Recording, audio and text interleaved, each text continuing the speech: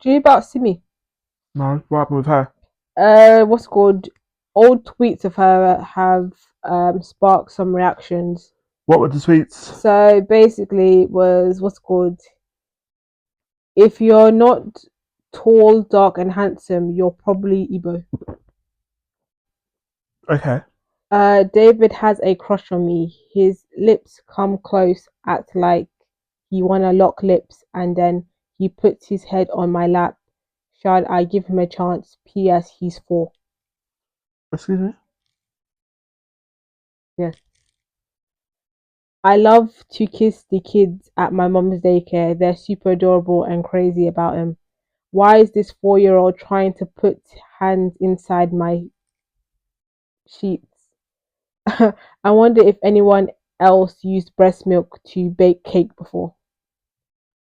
So she has come and cleared things up. Well, seems like she's apologized. She said, I haven't been on Twitter today, but someone brought a few of my old tweets to my attention, and I cannot address it. 14 years ago, I was 23, so I am definitely not a child. I'm not here to make excuses because I don't have anything to make excuses for. What I can't let anyone do is twist my story to fit false narratives. In 2012, I lived and helped my mom out in my mom's daycare while I was hustling my music. I tweeted everything that happened in my life, as we all did at the time. Kids can be mischievous. If a child did something I found funny, I tweeted about it. Kids are cute and lovable. I want to hug, kiss, and cuddle them. I tweeted about it. Nothing I tweeted was perversive.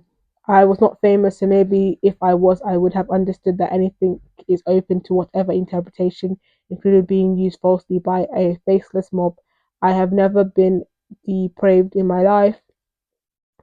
And yeah, my team has been deleting some of my tweets because of how sensitive it is for my family. To be honest, I do not want to. I have always spoken against rape, sexual assault, even before you knew I existed. I am not a costume. It's not a costume I'm wearing. It is who I am. I never claimed to be perfect. I've never claimed to know anything. I said stop raping women. I stand by it. Hmm. So when I saw that thing, you know what it actually reminded me of? That guy who was into tech, and then all his tweets I, came out I, and I stuff. don't think that's the No, no, I'm same not thing. trying to do the comparison myself. I'm just saying, like, how was my reaction then, and what's it called? How's my reaction now? Because what's it called? Even though it's not the same tweets, because this one's are like something else. I was just trying to establish, like, am I still standing in the same business I was standing with this guy with what Simi said? Because I'm not gonna lie, when I saw it, I just thought it's like, oh, this is funny. It's not like too bad or anything like that. But I'm just like, what's going to stand on business the same way you stand on that business, or you're just a hypocrite. I hear that. But when it came to that guy, yeah, it was also sparked by actual human interaction.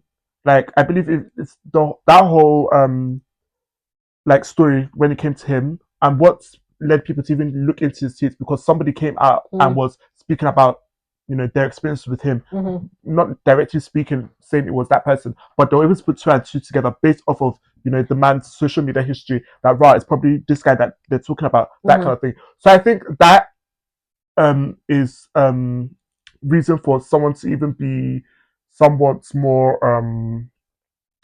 somewhat have more of a solid opinion when it comes to that situation. But this one, yeah, I hear you. Like, you know, the tweets that are being made, the Igbo one, I simply don't care. Nobody can tell me about myself. I'm Igbo, I'm handsome. So nobody can tell me that rah, if you're not handsome, you're Igbo. If you're handsome, you're not Igbo. Like nobody can tell me that. So such things do not get to me personally. As for the children's tweets and other ones, like yes, one can't you can say that rah, these comments are insensitive, but These comments, I could say like some of these are like quite disturbing. I'm just like, I don't know how you find some of the like when I read it, I was just like, oh, it's not too bad. But I was also the problem was like, I don't know how you find these things funny, but everyone's humor is different. Because I'm I'm not someone who's into dark humor, so I'm not even trying to say they're funny. I'm not chuckling at the end of the day. But what I'm saying is that, mm, and that's the things that we don't want to be hypocritical here and yeah, say that, don't make someone because, make oh, this is excuse. somebody we're Yeah, familiar with, we're like, we understand that that's not her POV.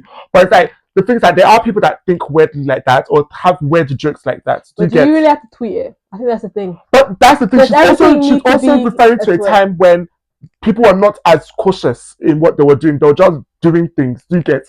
So unlike now, where everybody, well, you'll be silly not to think before you put something out there.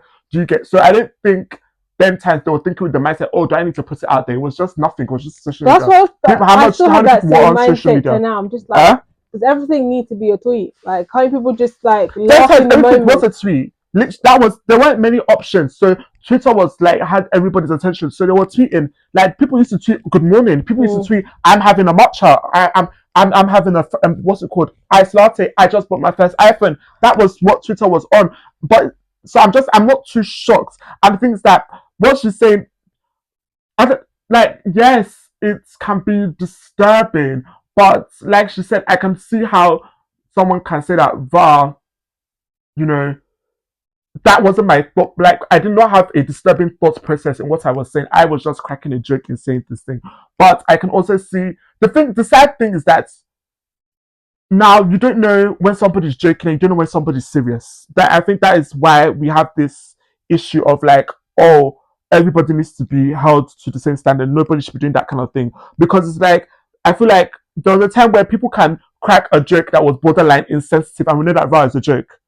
And now, but now because like there are people that their insensitive jokes have been a guide for their real insensitive thoughts. Now everybody's like more cautious. Do you get?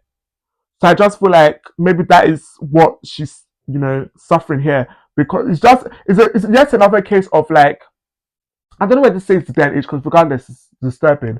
But I just like I can see her. I receive what she's saying from all of it. Okay, I I'm receive very what she's saying. much in the mindset of what's good. If you're gonna put something on social media, prepare to face the consequences. Yeah, I'm prepared to face the consequences. Yeah, I hear that. That's where I just play it I at. hear that. But I'm not gonna lie, I'm not really going to think about this too tough again. It's different to say like there was a pattern here, like that other person. If there was like experiences of you being weird, if those things are coming, you'll not be like maybe there's something about you we need to be mindful of. But based off of what I've heard of this person, I can allow it. I can be like, oh yeah, You can allow it. yeah, no, that's the truth. Like, I'm not gonna lie to you. Look, I'm not looking at Simi another way now because of these tweets. I'm not gonna lie to you. I just think it was somebody being weird, making weird comments, and unless I start to see a pattern, I can only take you for what she showed me. And from what she has shown me so far, she just out here minding her business, making her music. So it's just yeah. I'm not gonna lie to you. That's my stance on it.